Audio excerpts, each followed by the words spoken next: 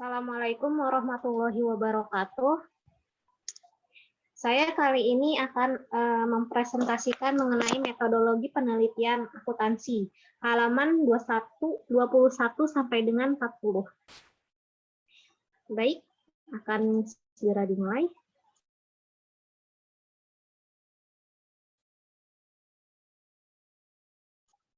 Metodologi penelitian akuntansi terbagi menjadi dua, yaitu metodologi penelitian akuntansi yang bersifat kuantitatif dan metodologi penelitian akuntansi yang bersifat kualitatif. Perbedaannya itu dari sistematikanya.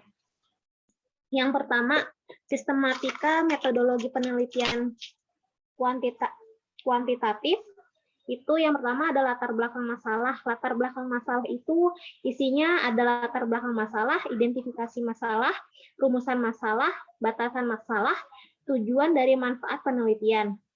Lalu ada tinjauan pustaka, uraian teori atau rujukan yang memberikan dasar argumentasi teoretik yang menjadi fokus penelitian. Metodologi penelitiannya itu yang pertama ada batasan konsep. Isinya adalah tolok ukur suatu variabel. Terus yang kedua ada validitas dan reliabilitas instrumen penelitian. Yang ketiga teknik pengumpulan data. Isinya penjelasan teknik pengumpulan data yang digunakan.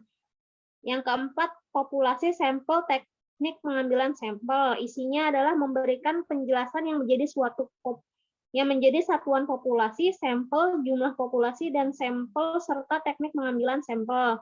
Yang kelima, teknik analisis data. Penjelasan teknik analisis yang digunakan. Sedangkan metodologi penelitian yang bersifat kualitatif, isinya itu adalah latar belakang masalah, yang berisi latar belakang masalah, identifikasi masalah, rumusan masalah, dan batasan masalah, serta tujuan dan manfaat penelitian. Kurang lebih antara latar belakang masalah dan tinjauan pustaka itu sama seperti kuantitatif. Yang menjadi perbedaan adalah pada metodologi penelitiannya. Itu yang pertama, ada batasan konsep dan definisi operasional variabel. Isinya memberikan tolok ukur atau parameter suatu variabel penelitian yang diukur. Teknik pengumpulan data. Memberikan penjelasan teknik pengumpulan data yang digunakan, sumber dan jenis data yang diperlukan. Yang ketiga, penetapan responden dan informan penelitian. Memberikan penjelasan yang menjadi dasar penentuan responden dan informan penelitian serta teknik pengambilan sampelnya. Yang keempat, teknik analisis data. Memberikan penjelasan teknik analisis data yang digunakan. Perlu diingat juga, teknik analisis data itu harus konsisten dengan jenis datanya, pendekatan yang digunakan, serta proses penafsiran dan penyimpulan hasil penelitian. Yang selanjutnya, teori, konsep, dan perumusan hipotesis.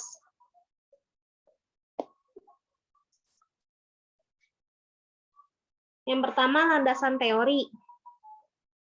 Pertama, usahakan pustakanya harus terbaru, relevan, dan asli dari jurnal ilmiah. Uraikan dengan jelas kajian pustaka yang menimbulkan gagasan dan mendasari penelitian yang akan dilakukan. Yang ketiga, uraian tinjauan pustaka menjadi landasan untuk tinjauan pustaka menguraikan teori, temuan, dan bahan lain yang diperoleh dari acuan yang dijadikan landasan untuk penelitian yang diusulkan. Yang keempat, tinjauan pustaka yang menjadi landasan untuk menyusun kerangka atau konsep yang akan digunakan dalam penelitian. Tinjauan pustaka mengacu pada daftar pustaka. Jadi, tinjauan pustaka dengan daftar pustaka itu pasti sama. Manfaat landasan teori. Yang pertama, memperdalam pengetahuan tentang bidang yang diteliti.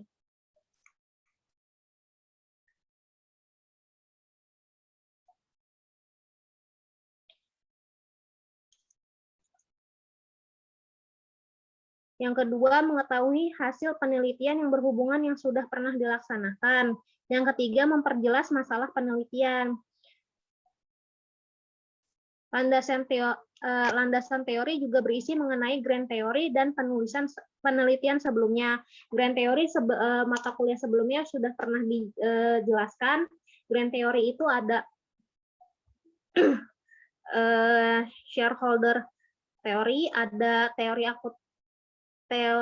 akuntansi positif, terus ada teori ekonomi, lalu ada teori informasi asimetris, dan lain sebagainya. Contoh penulisan sumber catatan itu sebagai berikut. Yang pertama, ini ada contoh pertama ini teksnya dulu apa, penjelasan teksnya. Ini contoh yang pertama ini pajak adalah iuran rakyat.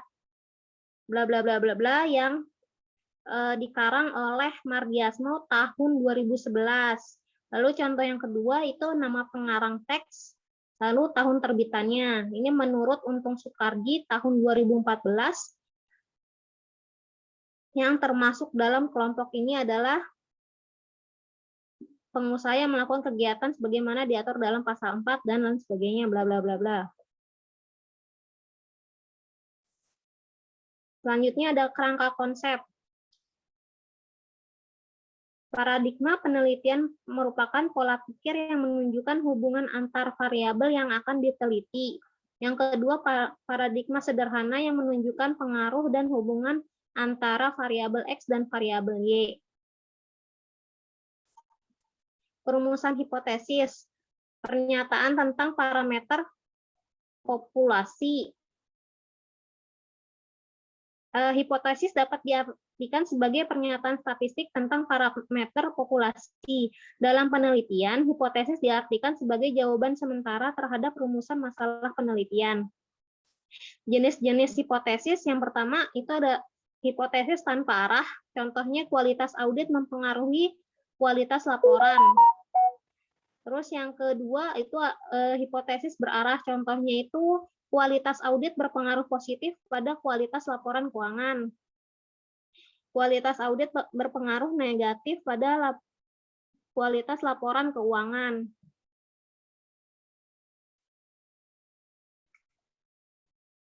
Lalu ada hipotesis statistik.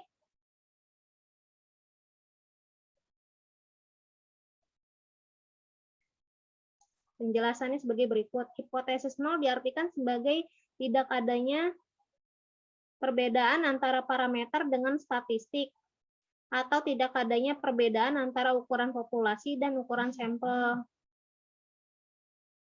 Hipotesis alternatif adalah lawannya hipotesis nol yang berbunyi adanya perbedaan antara data populasi dengan data sampel. Hipotesis nol menyatakan tidak ada hubungan antara satu variabel dengan variabel lain, tidak ada perbedaan antara satu variabel atau lebih pada populasi sampel yang berbeda, dan tidak adanya perbedaan antara yang diharapkan dengan kenyataan pada satu variabel atau lebih untuk populasi atau sampel yang sama. Sedangkan hipotesis alternatif menyatakan adanya perbedaan atau hubungan. Bentuk rumusan hipotesis. Yang pertama, hipotesis deskriptif. Hipotesis deskriptif adalah dugaan tentang nilai variabel mandiri tidak membuat perbandingan atau hubungan. Contoh rumusan masalahnya ini di sini ada seberapa tinggi produktivitas lahan pertanian di Kabupaten Pati.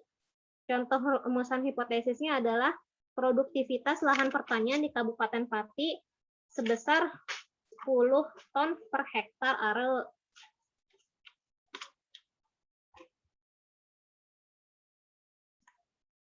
Lalu statistik yang digunakan untuk menguji hipotesis deskriptif. Menurut jenis atau tingkatan datanya, kalau nominal, teknik statistik yang digunakan untuk pengujian itu ada tes binomial sama C² satu sampel. Kalau jenisnya ordinal itu ada rantes. Menurut interval atau rasio itu ada t-test satu sampel. Hipotesis komparatif. Hipotesis komparatif adalah pernyataan yang menunjukkan dugaan nilai dalam satu variabel atau lebih pada sampel yang berbeda. Contoh rumusan masalahnya, bagaimanakah produktivitas kerja karyawan PT X bila dibandingkan dengan PT Y? Contoh hipotesis komparatifnya yaitu yang pertama, H0 tidak terdapat perbedaan produktivitas kerja antara karyawan di PT X dan PT Y, atau terdapat persamaan produktivitas kerja antara karyawan PT X dan PT Y, atau H0 produktivitas karyawan PT X lebih besar atau sama dengan PT Y lebih besar atau sama dengan paling sedikit. Yang ketiga, H0 produktivitas karyawan PT X lebih kecil sama dengan PT Y.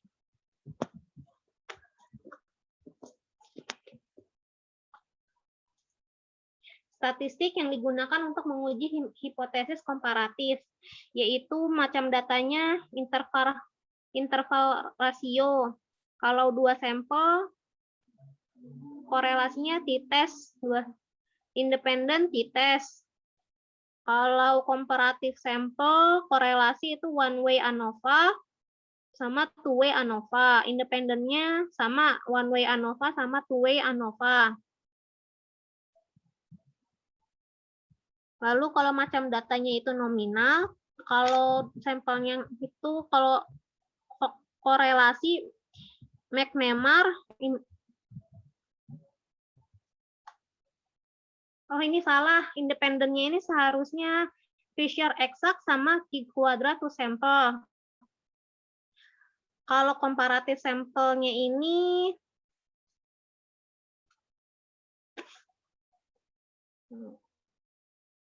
salah nih, seharusnya di sini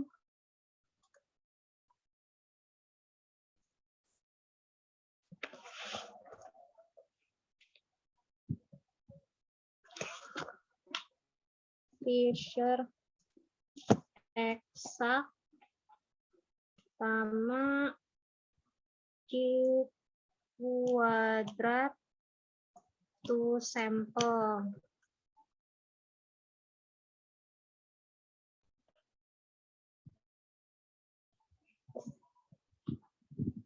Komparatif sampelnya itu kalau macam datanya nominal ada Q² for K sampel sama Coshorn Q. Lalu kalau yang independennya Q² for K sampel, kalau macam datanya ordinal itu ada yang pertama sign test sama Wilcoxon match pair. Independennya median test, Mann-Whitney U-test, Kolmogorov-Smirnov sama Wolfowitz. Kalau komparatif sampelnya ini ada Friedman sama two-way ANOVA. Independennya median extension sama Kruskal-Walsh one-way ANOVA. Lalu selanjutnya ada hipotesis asosiatif. Hipotesis asosiatif adalah suatu pertanyaan yang menunjukkan dugaan tentang hubungan antara dua variabel atau lebih. Contoh rumusan masalahnya itu adakah hubungan yang signifikan antara tinggi badan dengan barang yang terjual? Contoh hipotesis asosiatifnya terdapat hubungan yang positif dan signifikan antara tinggi badan pelayan toko dengan barang yang terjual. Statistik yang digunakan untuk menguji hipotesis asosiatif itu macamnya itu yang pertama nominal. Teknik statistik yang digunakan itu ada koefisien kontingensi. Ordinal yang pertama ada Spearman rank, sama yang kedua Kendall-Tau. Interval rasionya Pearson product moment. Yang kedua korelasi ganda, yang ketiga korelasi parsial.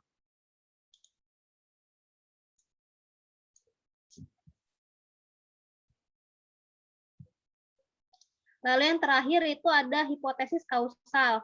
Hipotesis kausal adalah suatu pernyataan yang menunjukkan dugaan tentang pengaruh dua variabel atau lebih. Contoh rumusan masalah, adakah pengaruh KB hormonal terhadap kejadian kanker leher rahim? Contoh hipotesisnya H0 tidak ada pengaruh KB hormonal terhadap kejadian kanker leher rahim H1-nya ada pengaruh KB hormonal terhadap kejadian kanker leher rahim. Baik, sekian dari saya. Wassalamualaikum warahmatullahi wabarakatuh.